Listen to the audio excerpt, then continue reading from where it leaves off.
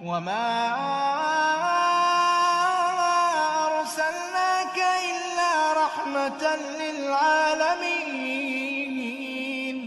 قل إنما يوحى إلي أنما إلهكم إله واحد فهل أنتم مسلمون؟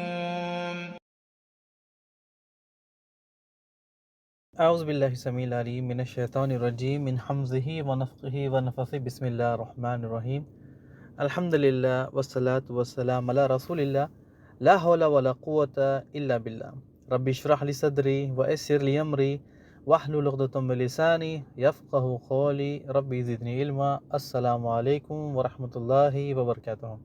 عزت دار بہنیں، عزت دار بھائی، پیارے بچوں، بزرگ ساتھیوں، آپ سب کا استقبال ہے اس ہمارا سیرت النبی صلی اللہ علیہ وسلم ایپیسوڈ 57 میں۔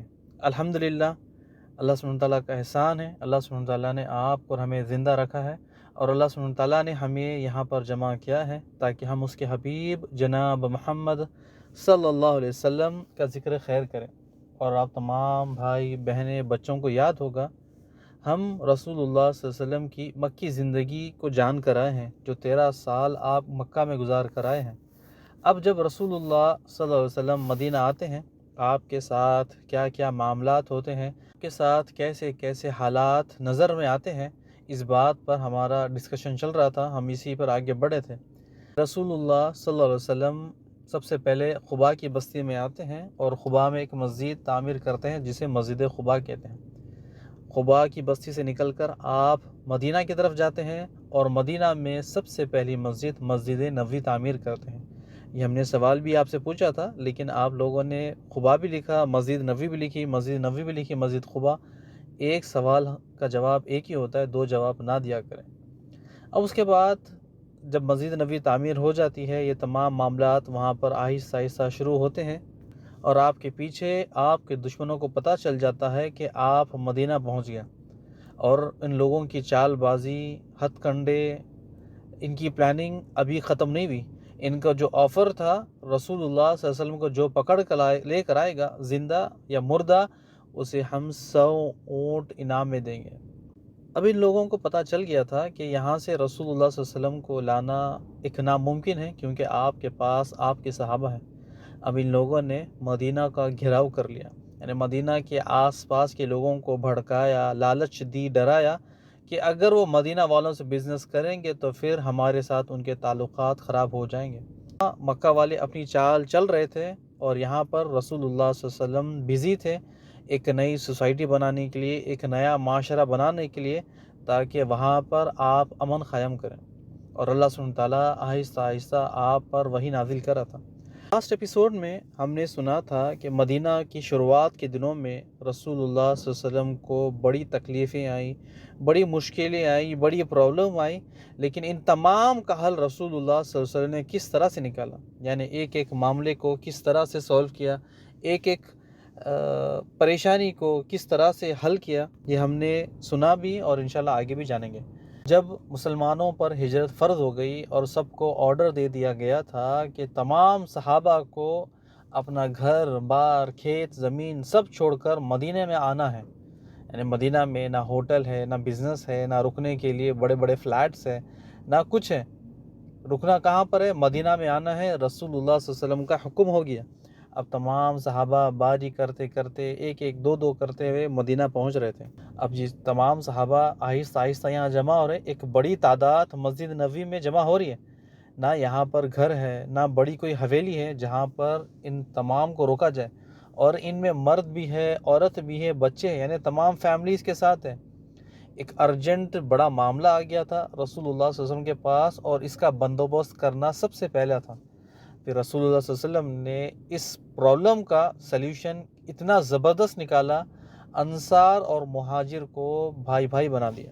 یعنی آپ کو یاد ہوگا کہ بردرہڈ، جو ہم نے پہلے بھی آپ کو بتایا تھا کہ ایسا بردرہڈ کہ آج بھی مثال ہمیں اگر ڈھونڈیں تو بھی نہیں ملتی۔ اس کے بارے میں ہم انشاءاللہ اگلے ایپیسوڈ میں یا پھر اس ایپیسوڈ کے آخر میں جانیں گے۔ ہم تھوڑا آگے بڑھتے ہیں۔ لاسٹ ایپیسوڈ میں ہم نے جانا تھا کہ رسول اللہ صلی اللہ علیہ وسلم جب مدینہ میں آتے ہیں، 3 طرح کے لوگوں سے، یعنی 3 طرح کی قوموں سے، 3 طرح کے گروہوں سے آپ کا سامنا ہوتا ہے۔ 1 اور 2 ہم نے جان لیا تھا، یعنی سب سے پہلے مسلمان صحابہ، جس میں 2 صحابہ تھے، ایک ہے انصار، دوسرے ہیں مہاجر۔ انصار کون ہے؟ آپ کو یاد دلا دوں، انصار جو مدینہ کے صحابہ تھے، اور مہاجر جو مکہ کے صحابہ تھے۔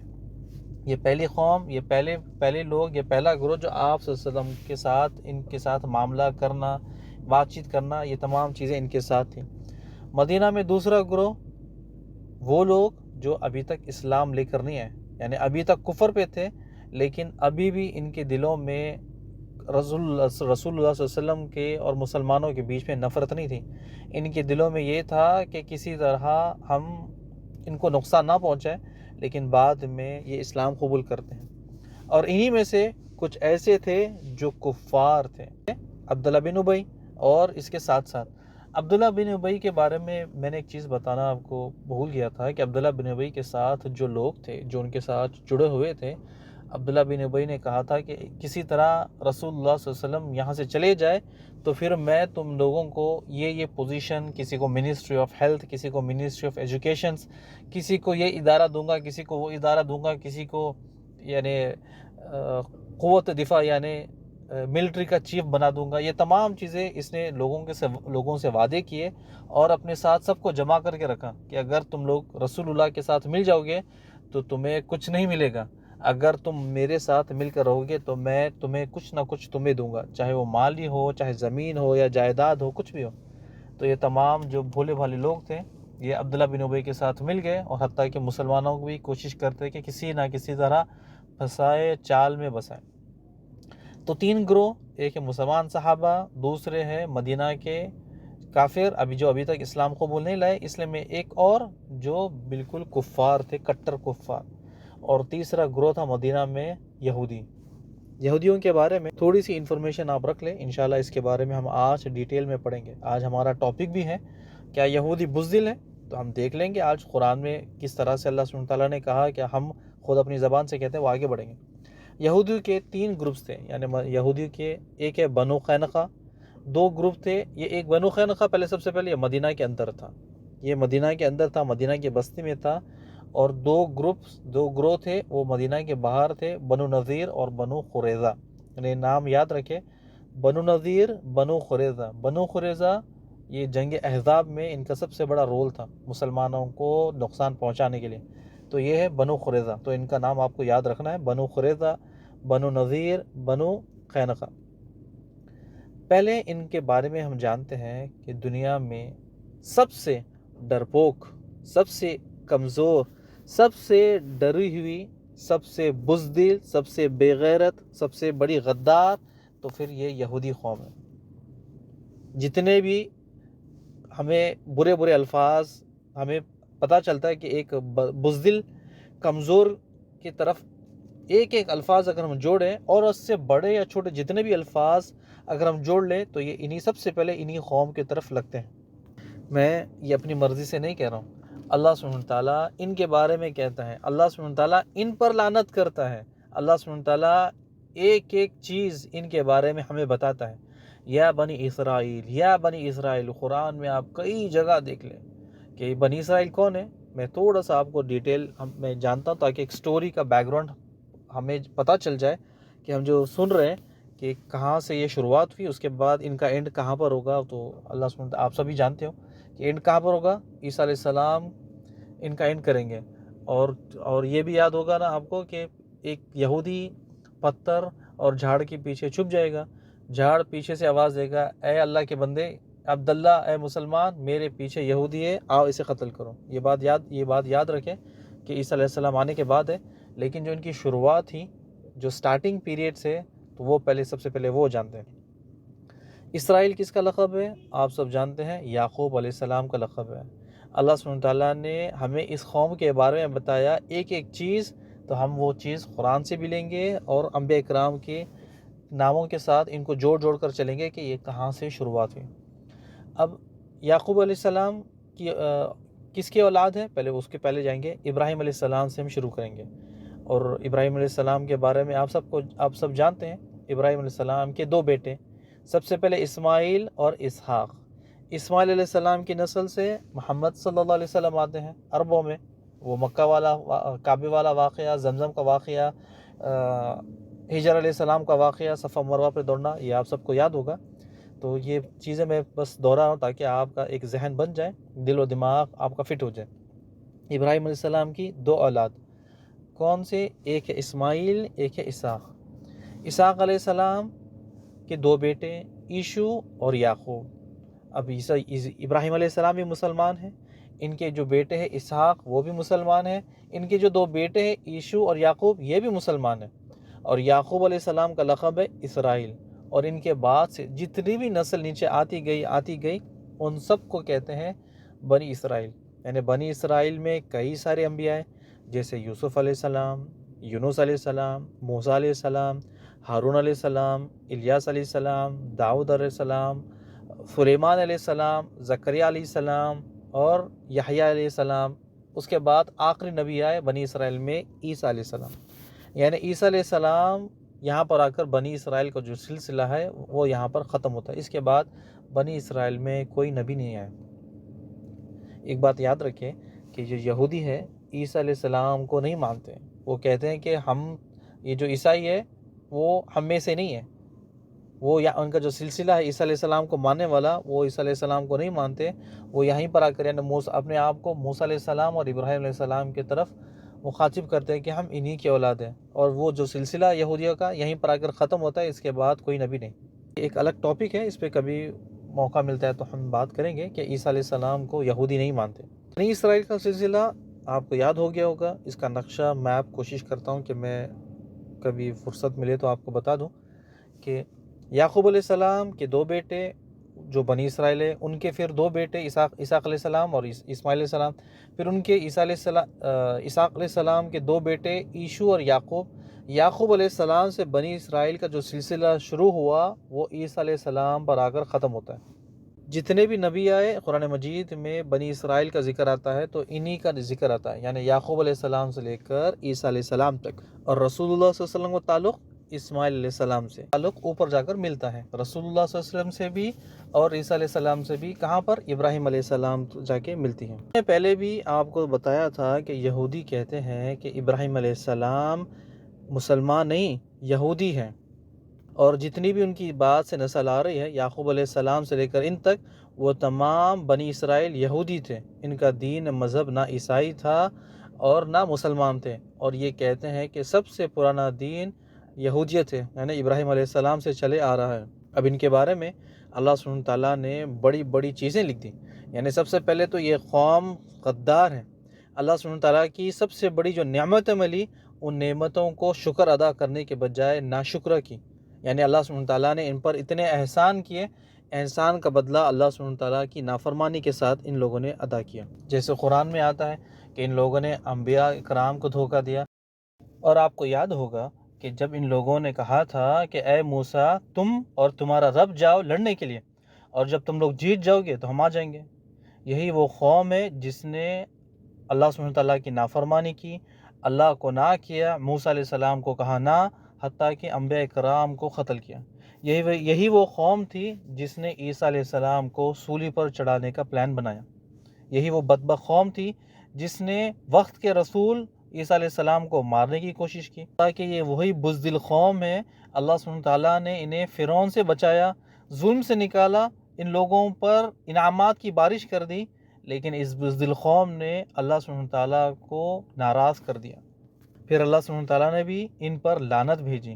اب جب کسی قوم پر اللہ کی لعنت آتی ہے تو اس سے بدتر قوم کوئی اور ہوگی۔ لوط علیہ السلام کا واقعہ آپ سب کو یاد ہوگا۔ اللہ تعالیٰ نے ان لوگوں کو جہاد کرنے کا کہا اور کہہ دیا کہ کوئی بھی پانی نہیں پیے گا، یعنی دریا کا پانی کوئی بھی نہیں پیے گا۔ اسی قوم نے اللہ سبحانہ تعالیٰ کو حکم کو چھوڑ دیا، اللہ سبحانہ تعالیٰ کی نافرمانی کی اور پانی پی لیا، اور اس کا نتیجہ کیا تھا؟ اس کا رزلٹ کہ ان لوگوں نے کہہ دیا کہ ہم میں طاقت نہیں ہے کہ ہم اس قوم سے جا کر لڑیں۔ پھر اللہ سبحانہ تعالیٰ نے انہی میں سے داؤد علیہ السلام کو نکالا۔ یہ واقعہ ہم سب جانتے ہیں۔ اسی کے بارے میں قرآن مجید میں ہے کہ جن قوم کو اللہ سبحانہ تعالیٰ نے بندر سور بنایا، یہ بنی اسرائیلی تھے۔ ہر جگہ انہیں مارا، ہر جگہ انہیں رسوا کیا، حتیٰ کہ جو زمین پر وہ رہتے تھے فلسطین میں، انہیں وہاں سے نکالا گیا، کہا کہیں دوسرے ملک چلے جاؤ، کیونکہ ان لوگوں نے ان سے بھی غداری کی۔ رومن امپائر کے ساتھ ان لوگوں نے غداری کی اور رومن امپائر نے ان کی اینٹ سے اینٹ بچا دی۔ شام سے آگے پیچھے جو بھی ملک ان کے قریب پڑتا وہ وہاں پر چلے گئے، اور ان کے پادریوں سے انہیں پتہ چل گیا تھا کہ ایک نبی مبعوث ہوگا، ایک نبی آئے گا اور اس کی فتح لازم ہے، اور نبی کہاں سے آئے گا؟ وہ عرب میں آئے گا۔ تو ان لوگوں نے ایک نبی کی تلاش میں مدینہ کا سفر کیا۔ یہودیوں کو ہر جگہ سے بس رسوائی ملی، ان کو مارا گیا، پیٹا گیا۔ انہیں جو فلسطین میں ان کی جو زمین تھی، جو کہتے ہیں کہ ہمارے باپ دادا کی زمین ہے، یہاں سے انہیں نکال دیا گیا تھا۔ لیکن جب بعد میں سالوں کے بعد جو امریکہ پاورفل ہو گیا، پاورفل کنٹری بن گئی، ان لوگوں کو اس نے بلایا، زمین تیار کی، گھر تیار کیا، اور سب چیز ان کو لا کر دے دی۔ یہودی یہی کہتے ہیں کہ جو اسرائیل جو زمین ہے وہ ہمارے باپ دادا کی زمین ہے، لیکن ان کو بار بار ہمیں یاد دلانا پڑتا ہے۔ یہ کہتے ہیں نا کہ ہمارے باپ دادا کی زمین ہے، تو جو ان کے باپ دادا ہے وہ کون ہے؟ ابراہیم علیہ السلام۔ ابراہیم علیہ السلام کی جو پیدائش تھی وہ عراق کی ہے۔ ہم ابراہیم علیہ السلام کی جو سٹوری ہے اس میں پڑھ کر آئے ہیں، اور ہمیں یاد بھی ہوگا کہ ابراہیم علیہ السلام کے جو باپ دادا جو باپ تھے، جو ان کے باپ کا ایک جگہ نام آتا ہے ازہر، وہ کیا بتوں کے بڑے پجاری تھے اور بڑے پنڈت تھے، اور وہ اس عراق کے شہر کے ہی تھے۔ تو ابراہیم علیہ السلام کہاں پیدا ہوئے؟ عراق میں۔ وہ کہتے ہیں کہ ہمارے باپ دادا کی زمین فلسطین ہے، یہیں سے لے کر آتے ہیں ابراہیم علیہ السلام کی باتیں اور لا کر یہاں پر فٹ کرتے ہیں۔ یہ ایک الگ ٹاپک ہے، بس میں نے آپ کو ایک سٹوری کے لیے، بیک گراؤنڈ کے لیے بتا دیا کہ ان کے جو پیچھے سے جو آ رہا ہے وہ اپنے آپ کو کیا کہتے ہیں، اس کے بعد اور آگے بھی جانیں گے۔ جب انہیں ملک مل گیا، یعنی جب ان کو ملک مل گیا تو پھر کہنے لگے کہ ہم یہودی ہیں، ہم ابراہیم علیہ السلام کی نسل سے ہیں، اور ہمارا جو دین ہے وہ یہودی ہے۔ یعنی ابراہیم علیہ السلام مسلمان ہیں، لیکن انہوں نے کیا کہہ دیا کہ ابراہیم علیہ السلام یہودی تھے، اور ایک نیا دین وجود میں لے کر آ گیا۔ ابراہیم علیہ السلام یہودی، تو ان کا جو دین تھا وہ بھی یہودی۔ اوپر سے پھر موسیٰ علیہ السلام کی انہیں آسمانی کتاب مل گئی، تورات۔ تو تورات میں ان لوگوں نے کیا کیا؟ سب سے پہلے جو چیزیں اچھی تھی وہ رکھ لی، جو چیزیں بیکار تھی جن کے لیے ان کے نظر میں، ان لوگوں اس کو نکال کر سائڈ میں رکھ دیا۔ یعنی ان میں سے جو احکام وہ ڈال سکتے تھے وہ ڈال دیے، جو نکال سکتے تھے وہ نکال دیے۔ ان لوگوں نے جادو، سحر، یہ تمام چیزیں اس میں گھڑ دی، کہہ دیا کہ جادو، سحر یہ دین یہودیت کی سنت ہے، اور اسے ہی دین سمجھ کر اسے پہ عمل کرتے ہیں۔ اللہ سبحانہ وتعالیٰ نے بنی اسرائیل میں کئی انبیاء بھیجے اور کتابیں بھی نازل کی۔ آسمانی کتابیں جو اتری ہے، آپ کو پتہ ہے کہ داؤد علیہ السلام کے اوپر، موسیٰ علیہ السلام کے اوپر، عیسیٰ علیہ السلام کے اوپر۔ تو اب یہ یہودی عیسیٰ علیہ السلام کو تو نہیں مانتے، لیکن موسیٰ علیہ السلام کو مانتے ہیں اور داؤد علیہ السلام کو مانتے ہیں، اور جو کتاب اتری تھی ان کے اوپر، آسمانی کتاب تورات۔ اب اس کے بعد یہ بھی ان یہودیوں پر ایک اتنا بڑا اللہ سبحانہ تعالیٰ نے نبیوں کو بھیجا، کتابیں نازل کی، من و سلوہ اتارا، یعنی آسمان سے بنے ہوئے کھانے، تیار کھانے اترتے تھے۔ لیکن یہ بزدل قوم ہر جگہ اللہ سبحانہ تعالیٰ کی نافرمانی کرنے لگتی۔ یہودیوں سے پوچھے کیا تمہارے پاس آئیڈیل ورشپ ہے؟ وہ کہیں گے کہ یہ حرام ہے۔ پھر کہتے ہیں کہ زبیر علیہ السلام اللہ سبحانہ تعالیٰ کے بیٹے ہیں، یعنی جو کتاب انہیں ملی تھی، موسیٰ علیہ السلام نے جو کتاب تورات لے کر آئی تھی، اس میں اپنی مرضی سے چیزیں ڈال دی، مرضی سے نکال دی، اپنی طرف سے جو خوشی کی چیزیں تھیں تورات میں ڈال دی، اور کہتے ہیں کہ اللہ سبحانہ تعالیٰ نے یہ کتاب کو نازل کیا، یہ آسمانی کتاب ہے۔ اس کے برعکس، یعنی اس کا الٹا، اللہ سبحانہ تعالیٰ نے قرآن مجید میں کئی جگہ ان بنی اسرائیل کے کارنامے بیان کیے۔ اللہ سبحانہ تعالیٰ نے ہمیں بتایا کہ یہ کتنے بڑے بزدل ہیں۔ جب موسیٰ علیہ السلام نے فرعون سے انہیں نجات دلوائی، اللہ سبحانہ تعالیٰ نے بس انہیں اتنا کہا، یا بنی اسرائیل، بس ملک میں اندر داخل ہو جاؤ، جیت تمہاری ہے، بس پیر اٹھانا ہے، بس زمین پہ پیر چلانا ہے، بس اتنا ہی صحیح کام کرنا ہے۔ ان لوگوں کے سینوں میں اتنی بزدلی تھی کہ ڈر کے مارے ان لوگوں نے موسیٰ علیہ السلام کا انکار کیا، اللہ سبحانہ تعالیٰ کو بھی انکار کیا۔ کہنے لگے کہ موسیٰ یہ تو بڑی مضبوط قوم ہے، جب یہ لوگ چلے جائیں گے تو پھر ہم اندر داخل ہو جائیں گے۔ اب موسیٰ علیہ السلام نے دیکھا کہ یہ قوم تو بڑی بزدل ہے۔ جب اللہ سبحانہ تعالیٰ سے موسیٰ علیہ السلام نے بات کی، کہا کہ یا اللہ، میں اپنے بھائی اور مجھ پر ہمت رکھتا ہوں، میں اپنی قوم پر میری طاقت نہیں ہے کہ میں انہیں طاقت سے انہیں جمع کروں۔ یہ اتنی بڑی بزدل قوم ہے۔ اللہ سبحانہ تعالیٰ قرآن مجید سورہ مائدہ کی آیت نمبر 21 میں ان کے بارے میں لکھا ہے کہ جب اللہ سبحانہ تعالیٰ نے موسیٰ علیہ السلام کو کہہ دیا کہ تم لوگ یہ زمین پر چلے جاؤ، تو موسیٰ علیہ السلام نے صاف طور پر ان سے کہا کہ اے میرے قوم، ملک شام اللہ سبحانہ تعالیٰ نے تمہارے لیے لکھ دی، بس تمہیں اس زمین پر اندر جانا ہے، بس دروازے کے اندر چلے جاؤ، وکٹری فتح تمہاری 100%۔ اللہ سبحانہ تعالیٰ پر بھروسہ کرو۔ جب ان لوگوں نے یہ تمام چیزیں سن لی تو سیدھا سیدھا انکار کر دیا، یعنی موسیٰ علیہ السلام کو جواب دیا۔ موسیٰ علیہ السلام خود جواب سن کر پریشان ہو گئے۔ سبحانہ تعالیٰ نے گارنٹی دے دی، بس زمین میں چلے جاؤ، فتح تمہاری ہوگی۔ لیکن اس بزدل قوم نے اپنے جو دلوں میں جو بزدلی تھی وہ دکھا دی اور اللہ سبحانہ تعالیٰ کو نہ کہہ دیا، یعنی اللہ سبحانہ تعالیٰ کے حکم پر نافرمانی کر دی۔ اللہ سبحانہ تعالیٰ نے اس بزدل قوم کو 40 سال تک ذلت والی زندگی میں ڈال دیا۔ وہ 40 سال صحرا میں، جنگل میں بھٹکتے رہے، انہیں شہر ملا ہی نہیں۔ اور جب یہ نسل ختم ہو گئی، مر گئی، جب نئی نسل آئی تو پھر ان لوگوں نے جا کر اس زمین کو اپنے ہاتھوں میں لیا، یعنی جو شام کی زمین تھی، فلسطین کی تھی، وہاں پر گئے، ان لوگوں نے وہ لے کر آئے۔ اچھا، اب ٹاپک پر آتے ہیں۔ اللہ سبحانہ تعالیٰ نے ان بنی اسرائیل کی جو حالت تھی وہ ہمیں بتائی کہ ان کی حالت، ان کے دل، ان کے سینہ کہ کتنے بڑے بزدل تھے۔ ان میں کتنے سارے نبی آئے، کتنے نبیوں کا ان لوگوں نے بائیکاٹ کیا، کتنے نبیوں کی ان لوگوں نے نافرمانی کی، کتنے نبیوں کو ان لوگوں نے قتل کیا کہ نبیوں سے وہ مطالبہ کرتے اور جب وہ مطالبہ پورا ہو جاتا تو پھر نبیوں کو دھوکہ دیتے، نبیوں کے ساتھ غداری کرتے، اور جب جہاد کا وقت آتا تو بزدلی دکھاتے۔ اللہ سبحانہ تعالیٰ نے ان لوگوں کو اس طرح ذلیل کیا، اتنا ذلیل کیا، ان کی ایک بڑی تعداد کو اللہ سبحانہ تعالیٰ نے عذاب میں ڈالا، دوسروں کے ہاتھ سے قتل کیا۔ یعنی عیسیٰ علیہ السلام کی جو ہسٹری ہے، جو جانتے ہیں، عیسیٰ علیہ السلام کی ہسٹری سے پہلے بعد میں یہودی قوم موجود تھی۔ عیسیٰ علیہ السلام کے گزرنے کے تقریباً کچھ مہینوں بعد یا کچھ سال بعد یہودی قوم نے بغاوت کر دی کہ رومن امپائر کے ساتھ جھنڈے اٹھا لیے، ان کے ساتھ لڑنے کے لیے تیار ہو گئے، ان کو منع کر دیا کہ ہم آپ کی حکومت کو نہیں مانتے، ہم آپ کے امپائر کو نہیں مانتے۔ اس کے بدلے میں رومن امپائر واپس آتی ہے اور ان پر حملہ کرتی ہے۔ ایک دن میں تقریباً 1.5 لاکھ یہودیوں کو قتل کیا۔ یعنی جب رومن امپائر آتی ہے، ان کو بدلہ دیتی ہے، جو ان لوگوں نے غداری کی تھی، غداری کے بدلے ان سب کو قتل کرتے ہیں۔ رومن امپائر کا جو بادشاہ تھا اس نے کہا کہ تم لوگوں پر اس زمین کو حرام کر دیا گیا، یعنی اب تم لوگ اس زمین پر نہیں رہ سکتے ہیں، تمام یہودی یہاں سے نکل جائے اور نکل کر جہاں تمہیں جانا ہے مرضی۔ تب یہاں سے یہودی لوگ نکلتے ہیں، بھٹکتے رہتے ہیں۔ اور میں انشاءاللہ آپ کے سامنے یہ میپ شیئر کرتا ہوں، آپ میپ دیکھیں تاکہ آپ کو ایک اندازہ ہو جائے گا، سمجھ میں آ جائے گا کہ میپ کے ذریعے کہ یہودی کہاں پر تھے۔ یہ پہلے پکچر کے ذریعے میں ایک کوشش کرتا ہوں کہ آپ کو بتانے کے لیے کہ سب سے پہلی پکچر، پہلے میں آپ کو بیک گراؤنڈ لے کر آؤں، اس کے بعد آپ کو سمجھ میں آ جائے گا۔ یہ پکچر آپ کے سامنے ہے، سب سے پہلے حجاز۔ حجاز یہ کس کو کہتے ہیں؟ جو گرین کلر میں آپ کے جو سامنے ہے، یہ مکہ والوں کی ٹریڈ، تجارت والی۔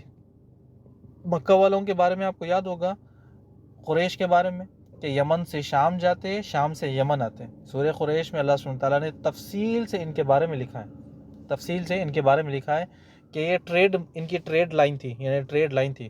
اگر کسی کو یمن سے شام جانا تھا تو یہاں پر آتا، مدینہ طیف، یہ مدینہ طیف سے ہوتے ہوئے وہ آگے بڑھتا، اس کے بعد آگے بڑھنے کے بعد شام کے یہ راستہ، یہ روٹ تھی، اور واپس آنے کے لیے بھی یہی روٹ تھی۔ اب یہ تجارت کا جو معاملہ تھا یہ اسی روڈ سے ہوتا رہتا۔ اب اس کے بعد آپ کو جو لیفٹ میں یہ یلو پوائنٹ دکھ رہا ہے، یہ ہے شام میں۔ یہاں سے شام والوں نے بغاوت شروع کر دی رومن امپائر کے ساتھ۔ اب رومن امپائر یہاں پر آتی ہے اور ان کو یہاں سے مارتی ہے، مار کر ان سے کہتی ہے کہ یہ زمین خالی کرو۔ اب یہ زمین خالی کرنا ہے، اب وہ کہاں جانا ہے؟ رومن امپائر نے کہا کہ آپ کہیں پر بھی چلے جائیں لیکن اس زمین پر آپ نہیں رہ سکتے۔ اب یہ یہودی لوگ اس زمین سے نکلتے ہیں، نکل کر کچھ حجاز میں جاتے ہیں، کچھ یوروپ میں جاتے ہیں، کچھ سیریا میں جاتے ہیں، کوئی پیچھے کی طرف جاتے ہیں، جن کو بھی جہاں موقع ملا، جہاں وہ جا سکتے تھے وہ وہاں پر جا کر بس گئے۔ اب یہودی اس مدینہ شہر میں آتے ہیں اور یہاں پر آ کر بسنا شروع کرتے ہیں۔ اب یہ یہودی معصوم بن کر یہاں پر آتے ہیں، یعنی مدینہ میں وہ آئے، ان کو نہ عربی زبان کا پتہ ہے، نہ انہیں یہاں کا کلچر کے بارے میں پتہ ہے، بس ان سے ملاقات ہوتی ہے کہ وہ آتے ہیں جاتے ہیں، لیکن یہودی معصوم بن کر آتے ہیں، یعنی ان کی عبرانی زبان تھی، لینگویج ان کی عبرانی تھی۔ مدینہ میں آتے ہیں، عربی زبان سیکھتے ہیں اور ان لوگوں سے عربیوں کے ساتھ رنگ میں رنگ مل جاتے ہیں، یعنی کچھ ہی دنوں میں عربوں کے ساتھ اتنا گھل مل جاتے ہیں کہ اپنے بچوں کے نام عبداللہ، سلمان، یعنی جتنے بھی مشہور نام ہیں ان لوگوں نے، یہودیوں نے اپنا نام رکھ لیا۔ حتیٰ کہ آج بھی کئی سارے یہودیوں کا نام شاہین ہے، محمد شاہین ہے، محمد احمد ہے، محمد سلمان ہے، یعنی محمد ان کا نام ہے لیکن اندر سے وہ یہودی ہے۔ اچھا، اب یہودیوں نے بچوں کے نام رکھ لیے، اب کچھ ہی دنوں کے بعد عربیوں کے ساتھ اتنا گھل مل گئے کہ ان کے ساتھ شادی بیاہ، ان کے ساتھ رشتے جوڑنے لگے، ان کے رشتہ دار بن گئے۔ عرصے میں اپنا جو کمینہ پن تھا وہ شروع کر دیا، یعنی اب وہ کمینہ پن آہستہ آہستہ ان کے دلوں سے باہر نکلتا ہے۔ ان کی جو پلاننگ تھی وہ پلاننگ سنے پہلے آپ لوگ، اور ان کی نظر میں جو عربی تھے انتہائی غیرت والی نظر، یعنی اتنی کڑوی نظر سے انہیں دیکھتے تھے اور کہتے بھی تھے کہ یہ امی ہیں۔ امی کا مطلب ان کے نزدیک بدو، وحشی، اچھوت، بالکل کمزور، ان پڑھ، پڑھا لکھا کچھ نہیں ہے، یعنی جس طرح سے ایک فقیر ہوتا ہے اس سے بھی بدتر۔ یعنی یہودیوں کی نظر میں عربیوں کی یہ اوقات تھی اس وقت میں، اور اپنے آپ پر فخر کرتے کہ ہم یہودی ہیں، ہمارے پاس علم ہے، ہمارے پاس دین ہے، ہمارے پاس آسمانی کتاب ہے، ہمارے پاس انبیاء آتے ہیں۔ اور ان کا پلان، ان کا عقیدہ یہ تھا کہ عربوں کا مال ہمارے اوپر حلال ہے، ہم جیسے چاہے کسی طرح بھی عربوں کا مال کھا سکتے ہیں، ہم پر یہ چیز حرام نہیں ہے۔ اب جیسے ہی کچھ عرصہ گزرا، آہستہ آہستہ یہودیوں نے مدینہ میں اپنا سکہ جمانا شروع کر دیا۔ جب آئے تھے بالکل معصوم حالات میں کہ ہمیں تو مار کر بھگایا گیا ہے، ہماری جائیداد کھینچ لی ہے، تمام چیزیں، لیکن جب یہاں پر آتے ہیں تو اتنے معصوم تھے اور کچھ ہی دنوں میں اپنی چالاکی سے، اپنی پلاننگ سے مدینہ پر قبضہ کر لیتے ہیں۔ وہ آتے ہیں، یہاں کا جائزہ لیتے ہیں، کچھ ہی دنوں میں عربوں پر غالب ہو جاتے ہیں۔ یہودیوں کو دولت کمانے میں بڑی مہارت تھی، یعنی کسی کو بھی دھوکہ دے دے، کسی کو بھی چال میں پھنسا لے، امیر کو آسانی سے کنگال بنا دے، یہ ان میں مہارت تھی۔ اور کچھ ہی دنوں میں مدینہ کے بازاروں میں وہ پھیلنے لگے، پھولنے لگے، انہیں شراب، کپڑے، ان میں اتنی تجارت حاصل کر لی، اتنے زیادہ مشہور ہو گئے، وہ شراب اور کپڑے کا بزنس اتنا بڑا کر لیا کہ اب ان سے بڑا کوئی تجارتی تھا ہی نہیں۔ اور جب سیل کرتے کوئی سامان، کوئی منافع اس میں ایک نہیں، ڈبل نہیں، ٹرپل گنا، 4% اس میں، یعنی آپ دیکھ لیں کہ جس میں ایک 1000 میں 1% اپنی منافع بینیفٹ رکھتے ہیں، یہ ڈبل، ٹرپل، چوبل جتنا اپنا پروفٹ رکھتے ہیں اور پروفٹ رکھ کر سامان سیل کرتے ہیں۔ اس کے علاوہ مدینہ میں بہت سارے بزنس میں یہ گھس گئے، جہاں بھی جاتے تجارت میں بس منافع کرتے ہیں۔ میں سب سے اچھی چیز، سب سے بڑی چیز تھی ٹیم ورک۔ یہ ٹیم مل کر کرتے، ایک دوسرے کی مدد کرتے، جس طرح آج کے حالات ہے ویسے نہیں۔ مدینہ میں جیسے ہی آتے ہیں تجارتوں میں گھس جاتے ہیں، بزنسوں میں گھس جاتے ہیں، ایک دوسرے کی مدد کرتے ہیں اور آہستہ آہستہ تمام بازاروں کے مالک بن کر بیٹھ جاتے ہیں۔ اب ان کا ایک اور بزنس تھا سود والا۔ یہ سود کا بزنس تو سب سے ان کا امپورٹنٹ ہے، یعنی وہ کہتے ہیں نا کہ اگر کسی یہودی کو مارنا ہے تو سود پر لگام دے دو۔ تو یہ سود کا جو بزنس ہے وہ سود ان کا سب سے پروفیٹیبل بزنس تھا۔ یہ سب سے پہلے سرداروں کو سود پر بڑی بڑی رقم دیتے ہیں، اور جب سود سرداروں کو دے دیتے تو اس کے بدلے ان کی جو زمین ہے، ان کے جو باغ ہے، ان کے جو گھر ہے، وہ اپنے پاس گروی رکھ لیتے۔ اور جیسے ہی کچھ عرصہ گزرتا، جو سردار ہے وہ مال نہیں دے سکتا تو جو اس کی زمین ہے اس پر قبضہ کر لیتے، یعنی وہ سود لیتے لیتے لیتے سردار خود مر جاتا، لیکن جو اصل ہے وہ چکاتا ہی نہیں۔ یہودی اسی کا فائدہ اٹھاتے، سرداروں کی زمین، ان کے باغات، اس پر قبضہ کر لیتے اور کسی طرح ان کے مالک بن بیٹھتے۔ اور مدینہ میں بہت جلد جو پیسے والے امیر جو بنے تھے وہ یہی یہودی تھے۔ ان لوگوں کا سب سے بڑا ہتھیار آپس میں لڑانا۔ آپس میں لڑانا یعنی خود آپس میں نہیں لڑنا، سامنے والی قوم میں لڑانا، سامنے والے گروپوں میں لڑانا، یہ اتنے شاطر تھے، لوگوں کے بیچ میں ایسے فسادات ڈالتے کہ لوگوں کو پتہ ہی نہیں چلتا کہ یہودیوں نے ہمارے ساتھ یہ کر دیا۔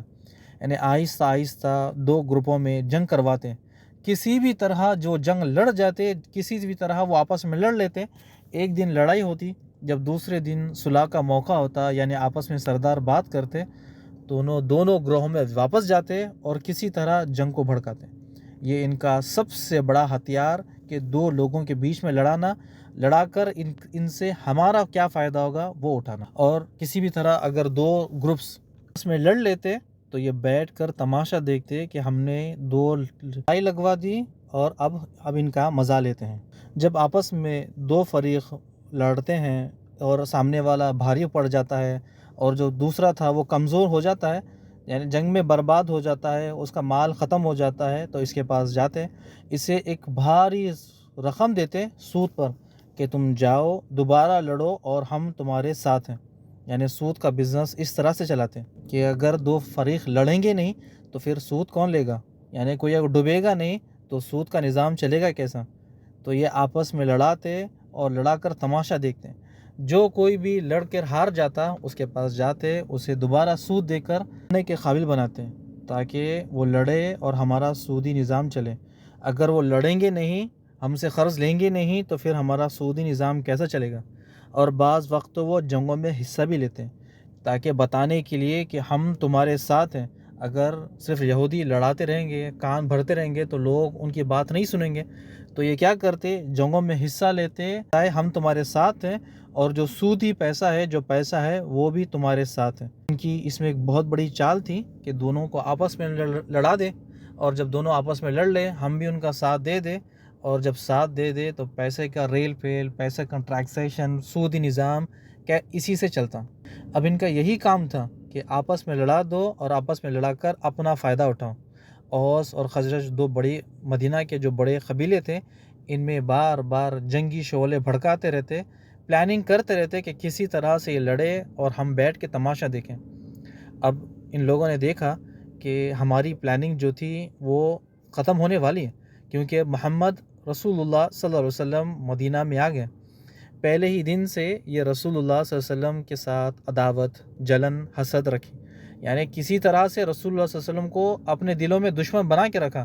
ان لوگوں نے دیکھا کہ رسول اللہ صلی اللہ علیہ وسلم کا دین آہستہ آہستہ مدینہ میں پھیل رہا ہے، ان کے دین سے ہمیں سب سے بڑا نقصان ہوگا، کیونکہ مسلمان اسلام پر عمل کریں گے تو لڑائی کرنا چھوڑ دیں گے۔